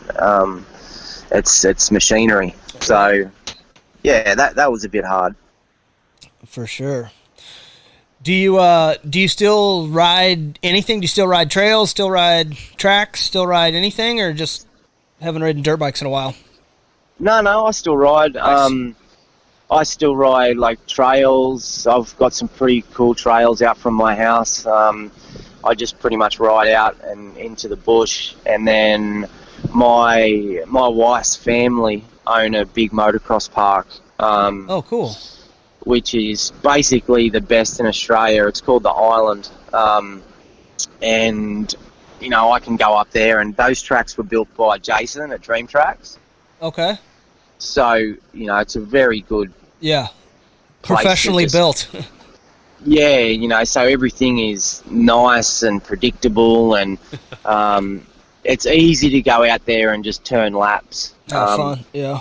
And have fun. But the last probably year, I've kind of been going back and forth, like Jacko saying, I might come down and, hit some ramps, and, a few other guys. Like, I would like to just maybe go and ride that situation one more time, but, we'll see what happens. You never know. Never know what the future holds. Well, that's it. Yep. That's it. So what are you doing now? So now I, in terms of a job. Yeah. Yeah. So I run my own metal roofing business. Oh, okay. You went back to that. Yep. Started your own company. Yep. Nice. So doing that. I'm married. I've got 2 little ones. They're 3 and 8. So. Nice. I'm a dad, a husband, and a boss. There you go. So that's where I'm at now. So life's pretty different. Is spring into summer here? This must be busy season kind of then, huh? For metal roofing. Yeah, it's look, before Christmas, it's always pretty nuts. Right. We've had a lot of rain lately, so that always reminds people the issues that they've got. Roof's leaking. Right. So yeah. Crazy. Do you ever do you get to do any surfing these days? Do you still surf? Still skate at all, or still go back full circle? Look, I kind of have these intermittent goes back at surfing. I still love it. I'm actually sitting at the beach right now as I talk to you. Nice. Nice. Yeah. So I have these kind of periods. I'll go back and I surf, or I'll skate a lot. But surfing, it's really enjoyable, but at the same time, it's not something that you can have a big inconsistent run of and still go out and be pretty good. Right. Okay. I mean, it's moto that way, where you need to do it, otherwise you're physically not able, and you lose mentally it. Yeah. But then you also know with moto, like, once you've kind of got this level that you've got to with speed or ability, you can kind of go out there and flirt with that and enjoy it. And surfing is just, there's so many different moving parts. It's all about timing and positioning and making sure a shark's not gonna fucking eat you. Yeah, that man, sort of that's shit. one thing. That's the other part. Yeah, I never used to worry about it until a friend of mine, he actually got attacked. Right. And he had a big chunk bitten out of his leg. And after that, and that was at my local beach, and I was like, that's worse than any bike bog right there. Yeah, I'm pretty sure. Yeah, that would be absolutely terrifying. Right. So after God. that, I was a bit more concerned with sharks. Yeah. Skateboarding sounds a lot more fun. Yeah, you were a bit more concerned. He was just bit. Yeah. Well, that's like he was actually my tattooist. Oh, nice. And yeah, it was, like I live in a pretty busy ocean area in terms of sea life. We know there's sharks around. There's plenty of sightings, plenty of place for them to live, but you never really come across them. So when he got bitten, it kind of hammered it home, and it did affect me. I'm a bit more conscious of it these days. Oh, and you got kids to worry about too. How old's the 8-year-old? Is a boy or a girl? I got 2 girls. Two girls. That was kind of my next thing. Is that something you are they into skating, or are they surfing into or riding moto or surfing or any of that? Have you? Look, you put golf clubs in their hands. Yeah. Tennis. Yeah, tennis. There you go. Even better. There you go. I try and expose them to, like I bought motos, and I try and expose them to that stuff, skate and moto, but especially moto. It's such a dangerous sport that. Yeah. She's I hate to see my little girls hurt in any way. Well, that's it. And look, I did learn that lesson where I bought a bike for my eldest, and she picked it up really quick, and she ragdolled, and she was okay, but it just was a fresh reminder of how dangerous it can be, and how at that quick point, things can happen. Well, that's right. And I wasn't pushing her to ride, but I was facilitating it often. Like, let's go ride, put a bike in the truck and go and find somewhere quiet for her to do it. And then after that, it didn't affect her too much mentally, but I changed my approach to be like, if you want to go, if you want to ride, if you want this, if you want that, let's tell me. Do that. Yeah. But not pushing, so to speak, to get her out on the bike. If she enjoys it, cool. If she doesn't want to go, that's cool too. Yep. I'm fighting that internal battle right now myself. So I get it. It's a hard one. It's tough. I mean, we love to ride, and I want to go ride and play and have fun, but I don't necessarily want my 5-year-old son to follow in my footsteps and ride a motorcycle. You want him to be able to know how to ride a motorcycle and have the skill. I don't even know if I want him to. I want him to do whatever he wants to do, right? That's the easy thing to say, but man, if I could keep him away from the motocross track, I wouldn't be upset about it. Well, I think it's, as a parent, like, you still have those things that you enjoy to do, and you want to see your kids enjoy them. And honestly, at the same time, you've got to integrate your life as a parent and what you want to do. So I think a lot of moto dads in the beginning are like, well, how can I still ride and enjoy that, and I'll get the kids in the ride, and then we can all go as a family. And so I still get to ride, and the kids get to enjoy something that I enjoy. So I think that is a bit of the motivation for a lot of guys. Oh, totally. Moto changed my life. It did so many things for me and provided me with so many opportunities that, of course, I have a fondness for it. That I would like to share, but I'm also well acquainted with the pitfalls. That's it. That's right, man. I'm well acquainted with the pain and the suffering side of it, and that's not necessarily something I want for my children. But hard to say. Absolutely. That's hard to say. I mean, like I say, I'm battling with it right now. I put my kid on a PW50 the other day for the first time. And did he love it? He had fun. Yeah. But I mean, he hasn't bugged me to go ride again since then. Either, so I'm okay with that. So I'm with you though. Like if he wants to do it, he's got to say it. You know. Yeah, that's exactly where I'm at. Yeah. So. Yep. Speak up, kids, if you want to do something. No, speak up. He actually said today he wanted to go to because he didn't have school today. If they want to play softball, well, he goes. Can we go to the driving range, like the golf course? And I was like, perfect. We would Yes, totally we can. do that. Yes, that is so I would much love to. Absolutely. I'd love to. Let's get over there. So that's what I'm going to go do after this podcast is over. Actually. Yeah, nice. Yeah, nice. So. Hey, I got a random question. Did you ever ski or snowboard? Yeah. I don't know that that's big in Australia, but I know. But just traveling. On the water, yes. Yeah, no. In the snow mountains. Just traveling throughout your career. Did you ever? Yeah. We've got ski resorts here. Oh, you in do? Australia. Okay. Nice. Didn't know that. Yeah. So it's about 8 or 10 hours south from me. And look, we don't have massive mountains, but we've got some pretty good ski fields. We've got some really good snowboarders and stuff like Scotty James. I think he won the last World Cup. He's from Australia. There you go. So had no idea. there's a good little area for it. So I've only snowboarded once, and then from then I just didn't get down there, and I wakeboarded a lot. So as far as the snow, if I was closer, I loved it. I loved snowboarding. I was just curious. But yeah. I was just curious. Nice. Well, we're about the 2 hour mark. I feel like we got a pretty good coverage. I feel like we might have missed out a couple things, but it was fun. I'm glad we had this talk. Glad whoever recommended you. We gotta figure out who that is so we could plug them up. Yeah. Hey, do you want to thank anybody, any sponsors or plug your roofing company, whatever you want to, whatever you want to say or whatever. Maybe just the final words. Yep. Like sponsor wise, the guys that stuck with me for the longest were Oakley and DC.